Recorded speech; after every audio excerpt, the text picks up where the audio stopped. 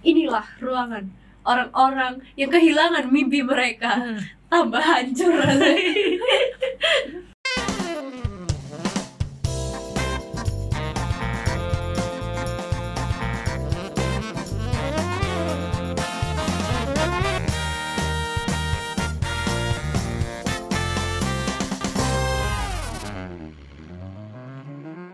Yeay, ketemu lagi nih di ngobrol bareng PS Wanita ya, sama narasumber. Ci taunya kamu Cia ya. Kasih tahu dong nama lengkapnya. Namaku Yotari Kish. Nama sungguhannya apa? Oke. Cuman mau dikenal itu aja ya. Iya sih, tapi ya nggak apa-apa sih kalau mau tahu nama panjangnya. Oh iya. Raden Ayu Yotari Kish Rahadi. Lu panjang sekali tuh ya. Kamu nggak kebeban bawa nama segitu panjangnya? Ya makanya dipotong sih. Yotari. Kok bisa kasih nama Yotari? Karena menurutku jarang yang pakai, belum ada yang pakai nama Yotari. Bagus loh itu nama itu. Misalnya aku kan musisi nih, penyanyi. Misalnya dipanggil waktu MC, panggil penyanyi untuk datang ke panggung. Kalau manggilnya Cia gitu kan? Iya sih. Kayak kurang gitu. Tapi kayak Yotari gitu. Lebih greget.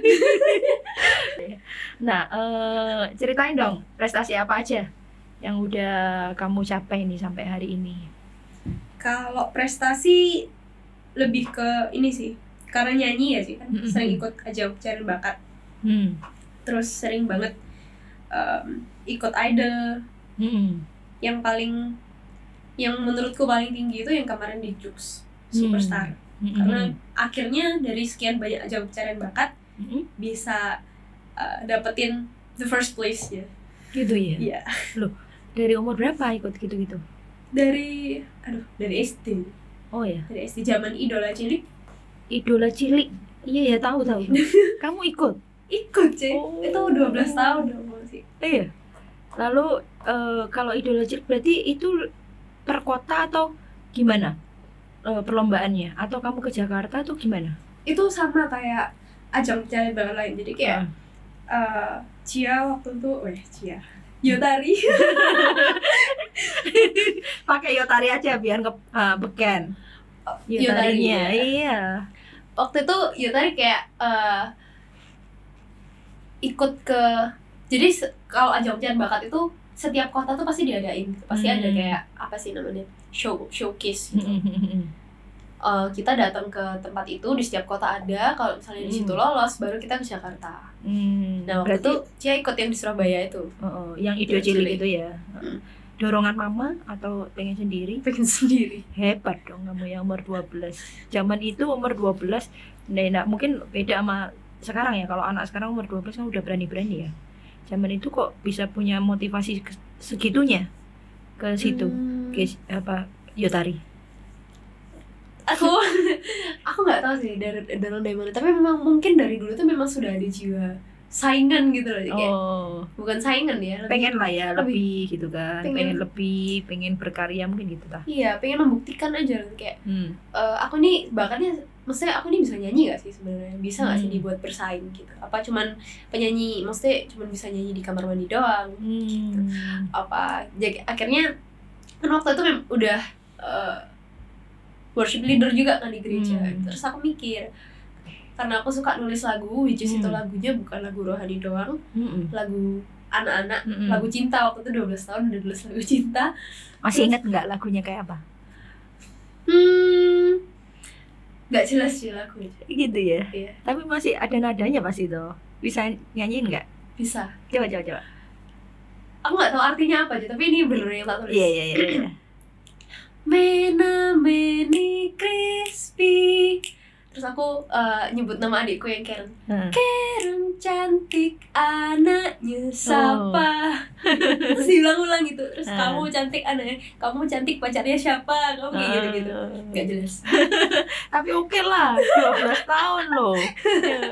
Tapi itu untuk kalian sendiri ya, masih belum lah kamu cobain, maksudnya itu kamu nyobain masukin ke ini pasti belum lah, untuk kalian sendiri ya. Kalian sendiri aja, hiburan. Tapi oke lah, hiburan privat.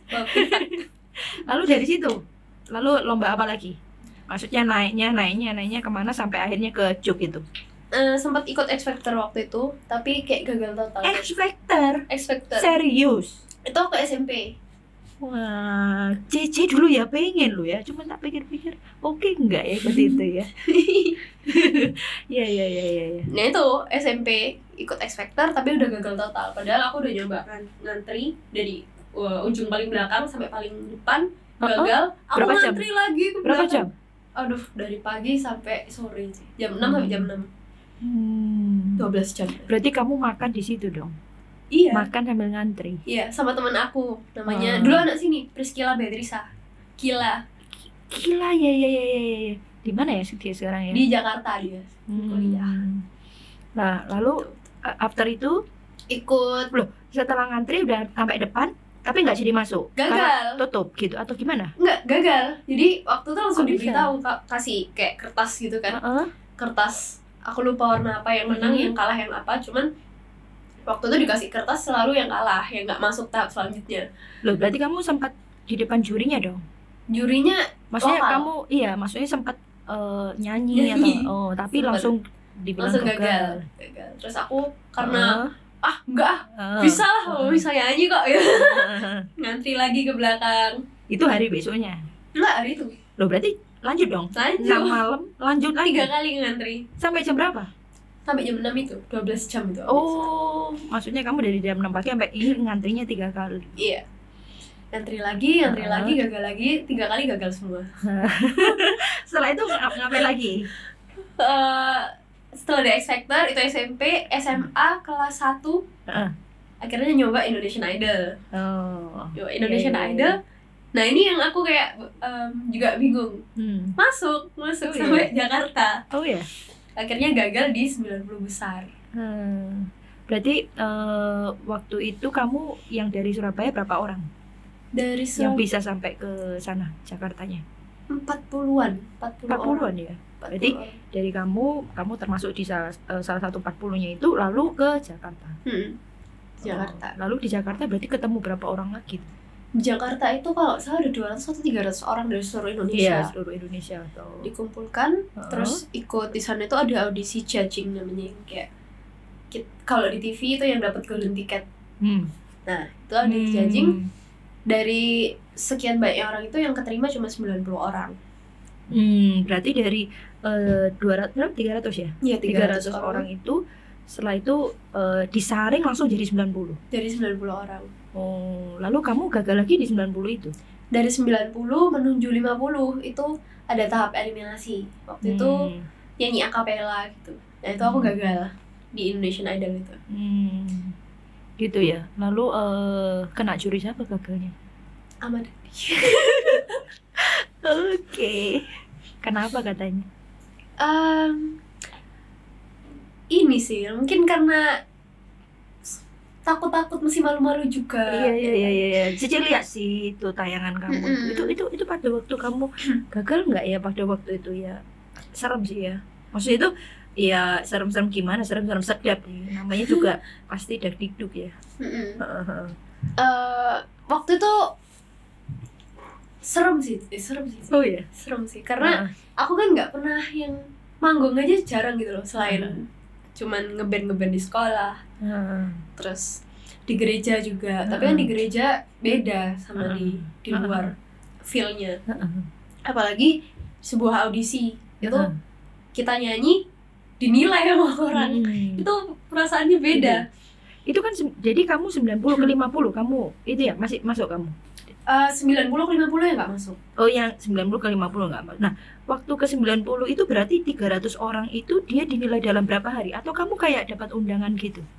Oh, kamu Kesia nanti kamu datangnya hari ini jam ini ya gitu, atau gimana? Jadi sama mereka tuh sudah kan aku juga pernah magang di sana kan, Cik. Oh. Jadi aku tahu sistem mereka tuh ternyata membagi gitu kayak ada misalnya ada 3 batch.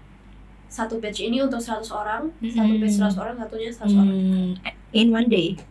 Dalam satu hari? Enggak, dipisah. Jadi biasanya seminggu diselesain semua batch. Dalam 300 itu seminggu. Oke. Nah, kamu udah dapat giliran nih. Lalu setelah itu datang kan. Jadi dari jam berapa tuh berarti kamu tunggu giliran. Itu yang buat Itu yang buat deg-deg ya. Iya, dan itu bener-bener yang fisik banget diuji karena tuh Ya, apa? datang di sana di tempat audisinya jam 8 pagi. Waktu itu nggak serapi Indonesian Idol yang sekarang. Lalu Nah, yang waktu itu yang zamannya Cia itu mungkin karena Indonesia mereka baru mulai juga kan. Iya. Jadi Tahun berapa itu, Cia? 2000 ya 3 hari. gitu. 2013. Oh, oke. 2013. Jadi jam 8 pagi sudah sampai di tempat audisinya. Baru nyanyi itu jam 3 pagi. Dari 8 pagi sampai jam 3. Oh my god. Berarti kamu ngantuk tuh jam 3 tuh mungkin udah ndak the best yang kamu punya dong ya? Iya. Kayak gitu. Memang ya itu tantangannya audisi ya. Iya gitu ya. Tapi ya kita nggak boleh nyalain orang lain juga, nggak boleh nyalain orang lain, nggak boleh nyalain keadaan ya. Berarti kamu, ya ampun, nggak bisa bayangin sih. Nah setelah itu kan kamu tunggu nih satu ruangan, lalu jam 3 pagi giliranmu masuk di ruangan itu, yang kayak gitu tuh, yang cuman itu. Tapi kan berarti jurinya juga dia bisa, maksudnya nggak ini juga ya. Kalau nggak salah itu kenapa molor syutingnya karena kayak nungguin juri gitu kan. Ada banyak hal yang harus di maksudnya ada banyak hal kalau syuting. Iya, namanya syuting ya. Iya. Nah setelah itu berarti menit-menit mendebarkan ya. Iya. Nah langsung hari itu juga ditolaknya atau gimana? Maksudnya kamu nggak diterimanya gitu? Jadi hari itu kan golden ticket. Waktu itu kan aku kan masuk kan, nerima golden ticket. Setelah itu pulang Surabaya, terus balik lagi beberapa hari kemudian untuk eliminasi yang 90 ke 50 itu. Balik lagi audisi. Waktu itu gagal. Jadi, nah gagalnya ya waktu di depan juri itu langsung diomong gitu. Jadi nyanyi dulu nyanyi dulu. Setelah itu kita dibiarin untuk nunggu lama, terus kita masuk lagi untuk kemudian diumumkan. Nah, setelah diumumkan, yang gagal sama yang berhasil tuh kayak dipisah gitu. Yang gagal di ruangan sendiri, yang berhasil di ruangan sendiri. Terus aku ingat waktu itu aku nih ditaruh di tempat yang gagal kan. Tapi kan kamu belum tahu kalau kamu tuh gagal gitu. Itu sudah diumumin posisinya. Jadi udah diumumin gagal. Terus udah tuh orang-orang yang gagal gitu kan. Terus waktu itu VJ Daniel as a hostnya masuk, terus inilah ruangan orang-orang yang kehilangan mimpi mereka, tambah hancur rasanya. Ya apa guys, Yotari kamu mengungkapkan hari itu gimana? Sebenarnya waktu itu nggak terlalu yang sedih atau gimana, sedih, cuman nggak terlalu yang sampai hancur hati. Waktu tuh aku lihat teman-temanku sampai pingsan gitu. Oh iya. Karena mungkin udah beberapa kali juga udah gagal kan. Jadi kayak sudah terbiasa buat gagal. Spesialis gagal. Pada waktu terima golden gimana? Golden ticket yang waktu ke 90 itu? Oh itu nggak nyangka sih. Itu nggak nyangka. Tapi lebih nggak nyangka lagi waktu yang kedua, yang kan ikut lagi sih. Ikut Indonesian Idol lagi, nyoba lagi. Waktu zaman yang terakhir, zamannya Marion Jola dan kawan-kawan itu. Itu sampai yang ke-50-nya lolos. Tapi itu lebih sedih lagi karena ekspektasinya udah lebih tinggi kan. Nah, after 50 jadi berapa dong? 20. Lalu ya di 20 itu yang agak ini. 20 itu yang agak sedih karena ekspektasinya udah tinggi, udah sampai tahap ini nih gitu. Terus cara mengeliminasinya sama juga gitu. Kamu dikasih di ruangan apa gitu juga sama. Lalu gimana dong, ceritain yang itu. Nangis nih. Waktu itu iya sedih karena ekspektasinya udah tinggi. Aku kayak ngerasa waktu itu mungkin waktu itu udah kuliah kalau semester 1. Terus aku merasa karena aku pengalaman gagal udah banyak nih, mungkin ini waktunya Tuhan menjawab doaku gitu. Mungkin ini waktunya mimpiku bisa akhirnya tercapai gitu. Terus karena sudah ekspektasi tinggi, sudah udah bawa ini nih kayak Tuhan pasti jawab mimpiku sekarang gitu. Terus ternyata gagal. Akhirnya di situ aku kayak loh, kok harusnya kan loh, rasanya tuh kayak mau ini bilang kan waktu itu aku udah gagal banyak Tuhan, kenapa kok gagal lagi masih tapi ya udah nggak apa-apa. Nah after itu lalu ikut apa lagi? Setelah dari situ yang terakhir ikut Jux Superstar. Ini menurutku nggak seberapa yang gimana sih acaranya, kan karena nggak di TV kan, dan dia pertama kali. Tapi waktu ada acara ini aku juga nggak nyari, tapi dari temanku waktu namanya David El Sadro ngajak aku untuk ikut ini, coba dong ikut ini gitu. Dan akhirnya karena Cia memang jam pencarian bakat lagi ya usah gitu, kayak nothing tulus aja lah ikut. Ternyata salah satu hadiahnya di Jux ini adalah join to label, major label. Nah aku nggak tahu baru setelah masuk 15 besar, ternyata masuk 6 besar, ternyata 3 besar, baru tahu hadiahnya tuh masuk label gitu. Sedangkan untuk musisi-musisi, penyanyi-penyanyi, untuk mereka bisa masuk major label itu susah. Bahkan orang yang menang di Indonesian Idol atau kayak di ajang yang besar lah, yang TV yang sudah terkenal, belum tentu mereka masuk major label. Sedangkan di kompetisi ini, ketika dia juara 1 masuk major label, itu kayak yang ternyata ini tuh maksudnya Tuhan. Kok maksudnya dulu nggak masuk gitu. Pas ya kamu bilang kamu masuk Jux dan dapat nomor 1 itu kayaknya band soundnya ada soundnya nah gitu ya, jadi pas. Iya. Dia tahu kalau kamu jadi juara 1.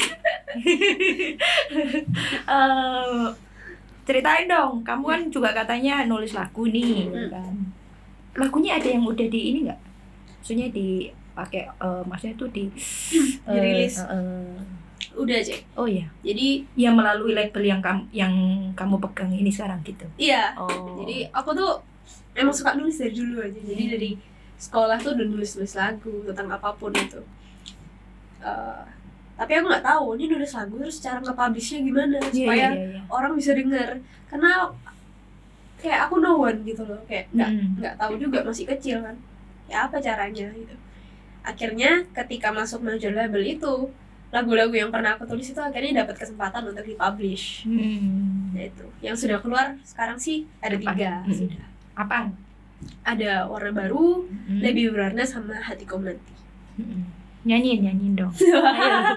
Iya, secuplik aja. Secuplik. I never crossed my mind, I never dreamed it. Suddenly I found you on that place. And every step I take feels so wonderful. It makes reality better than dreams. Heaven on earth. Hey, itu yang mana itu? Itu lagu pertama yang dirilis sih, tapi yang diriliskan dalam bahasa Indonesia. Tentu saya nulisnya dengan bahasa Inggris. Apa itu yang judulnya? Better Than Dreams. No, Better Than Dreams. Yang lainnya? Atau lagi? Yang warna biru sama apa satunya? Warna Baru sama lebih berwarna. Lebih berwarna. Pilih deh salah satu. Lebih berwarna aja coba ya. Seperti bermimpi bisa menemukan dirimu, melihat wajahmu di setiap hari-hariku. Jadi malu. Enggak kok, keren kok. Itu inspirasinya dari mana tuh setiap lagu? Dari kebanyakan lagu yang aku tulis itu, jadi ada 2 jenis. Yang satu tuh benar-benar dari berdasarkan pengalaman pribadi. Yang satunya tuh kayak ngambil perspektif orang. Jadi kayak aku menempatkan posisi gimana rasanya jadi orang itu ya. Kayak Hatiku Menanti itu bukan aku yang ngalamin, tapi kayak aku ngambil perspektif orang lain, which is itu kakakku sendiri. Gitu, keren. Apa namanya? Kamu udah ciptain lagu nih ya kan, lalu kamu nyanyiin sendiri kan berarti, ya kan, lalu melalui label yang mengusung Yotari Keisha ya. Nah, lalu apalagi nih prestasi selain itu? Kalau prestasi yang paling dekat akhirnya lulus kuliah. Jadi kamu karya-karya kamu nih malah sebelum kamu lulus kuliah ya? Iya. Dan lulusnya oke toh, bukan kamu karena kamu telat lulus atau enggak kan? Enggak. Lulusnya tepat waktu, benar-benar dengan IP yang baik. Jadi waktu itu aku sempat pesimis sih kayak. Kenapa kok bisa pesimis? Karena kesibukan ya? Iya, karena sampai waktu itu sempat tipes juga karena ngatur waktunya. Setiap pulang sekolah harus langsung pulang kuliah ke bandara, terbang sana, produksi, pulang langsung kelas lagi gitu terus. Capek kan. Tapi seneng karena sesuai passion. Akhirnya seiring berjalan waktu aku ya belajar gitu gimana caranya ngatur waktu supaya kesehatan juga nggak down. Terus gimana caranya juga kesehatan nggak down, kuliah bener, kerjaan bener, semuanya seimbang. Gimana ngaturnya kamu nih? Pelan-pelan ya. Aku waktu itu aku punya kayak template gitu di laptopku sendiri. Kayak hari ini apa yang harus aku lakukan nih. Aku bukan tipe orang yang terlalu ngeplan gitu sih, Cih. Karena aku lebih serantangan gitu. Tapi waktu itu aku belajar untuk harus ada template nih, kayak harus ada goal gitu kan, harus ada target sekalipun mungkin tidak terlalu detail kan. Yeah. Harus punya gitu. Akhirnya dengan template yang aku buat itu aktivitasku lebih bisa dicerna gitu, diatur. Karena aku kayak berprinsip pokoknya sehari nggak boleh tidur kurang dari 8 jam. Akhirnya gimana caranya aku ngatur waktu, karena nggak punya manajer kan waktu itu sih. Jadi gimana caranya sehari itu harus tidur 8 jam dan harus disiplin sama itu. Nggak boleh kerja rodi gitu. Wah, buat kamu ada pesan nggak buat anak-anak yang juga masih muda yang mungkin yang lagi ngejar mimpinya kayak kamu? Kalau pesanku sih lebih ini kayak kalau orang bermimpi besar itu kan semua orang bisa, berangan-angan semua bisa. Tapi yang orang-orang biasanya miss itu adalah dalam proses. Waktu prosesnya terlihat kayaknya kok ya itu kayak yang aku alami sendiri sih, kayak harusnya di sini aku udah sampai di goalku, kenapa enggak gitu. Padahal ya that's part of your process. Banyak orang gagal di proses karena mereka ngerasa kayak kenapa nggak sampai-sampai, kenapa kok harus malah ngalamin yang kecil-kecil gini, kelihatannya nggak penting ini, kenapa harus ketemu orang itu, orang ini nggak nyenengin buat diajak kerja, orang ini nggak keadaan ini tuh nggak membantu sama sekali untuk aku mencapai mimpiku gitu.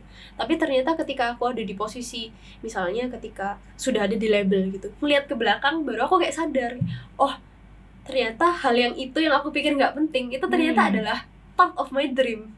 Tapi waktu aku di adaan itu aku nggak tahu kalau itu part of my dream untuk jadi kenyataan gitu. Jadi kalau aku bisa kasih saran ke anak-anak muda, setia sama perkara-perkara kecil itu bener. Sama ini ya, maksudnya itu harus tahan sama prosesnya juga ya. Makanya kan maksudnya kamu udah ngantri itu dari jam 6 sampai jam ini, lalu datangnya jam 8, audisinya jam 3 pagi itu. Kalau maksudnya kalau enggak tahan dengan proses itu semua kayaknya udah mundur dari ini ya. Dan yang namanya juara 1 juga kamu enggak bakalan ya hari ini ya. Nah, iya sih, memang semua orang harus tahan itu proses gitu. Nah, lalu mimpi-mimpinya apa nih ke depan nih? Kamu sendiri 5-10 tahun ke depan pengen jadi apa? Kalau anak tangganya kan udah kelihatan ya. Aku kepingin ini sih, yang paling dekat ngerilis album. Jadi sekarang lagi produksi album. Kemungkinan dalam waktu dekat akan beberapa waktu pindah ke Jakarta dulu. Karena kalau LDR gini terhalang produksinya, apalagi musik kan harus duduk bareng dengerin ini musik yang enak gimana gitu. Jadi album, terus kepingin banget masuk ke film. Tapi I don't know, mungkin lebih ke as a writer, as a script writer. Kalau lebih jauhnya lagi malah kepingin jadi sutradara. Wah, luar biasa itu ya, dari penyanyi ke sutradara ya. Iya. Tapi mungkin bukan sebuah kebetulan loh guys ya. Jadi ini beberapa waktu yang lalu ya, ini iseng cerita aja. Beberapa waktu yang lalu sih, mungkin masih sebulanan lah gitu. Cici tuh mikir gitu kan, Cici ini sebenarnya ya kalau cerita hidup orang sih macam-macam ya kan, maksudnya yang lebih bagus dari Cici juga banyak. Tapi Cici sih ngelihat bahwa Cici pengen gitu loh mengabadikan cerita hidup Cici gitu. Nah, lalu Cici mikir, tapi aku nih penulis juga bukan, dan aku nggak bisa nulis itu. Cici kebayang sih, Ernest itu apa bisa ya tak kasih ceritanya Cici gitu. Maksudnya cerita hidupnya Cici lah. Tadi kan kita ngobrol-ngobrol nih sebelum kita mulai podcast kan tadi ngobrol-ngobrol. Kamu mau nulis apa segala macam. Coba deh kalau siapa tahu kita bisa, mungkin kalau kamu perlu apa namanya, ini ceritanya nawarin diri nih, perlu cerita gitu ya. Jadi mungkin untuk jadi bahan ini iya mungkin aja ya kan. Kamu tadi bilang katanya suruh setia pada perkara yang kecil-kecil nih. Jadi cuma bayangin aja. Kok tadi kamu bilang bahwa kamu lagi coba ini Ernest atau segala macam. Mungkin kalau kamu perlu orang untuk tahu ceritanya bisa ini. Karena Cici juga baru ya itu kemarin Cici pikir, wah iya ya hidupku ini sih nggak bagus-bagus amat. Cuman beberapa waktu yang lalu tuh Cici sempat lihat film nih. Apa sih film itu judulnya ya? Apa ini tah? Indonesia. Iya. Teman tapi menikah apa ya judul apa Cici lihat. Pokoknya itu ternyata ketika selesai ending. Nah, endingnya itu ada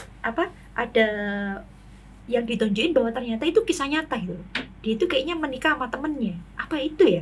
Teman tapi menikah. Nah, ketika Cici lihat itu saya mikir, wah, ini berarti kisah nyata, ceritanya tentang orang itu gitu. Nah, ya itu pengen aja gitu. Jadi apa namanya, ini out of the book nih dari pembicaraan kita. Tapi mungkin kalau misalnya apa namanya perlu untuk itu. Tapi itu bagus kok, Keisha. Apa sih yang kamu mimpiin itu maksudnya tuh zaman now itu nggak akan pernah habis gitu. Kerjaan yang tak rasa zaman now yang nggak akan pernah habis sampai nanti 10 tahun, 15 tahun ke depan itu adalah dalam dunia seni.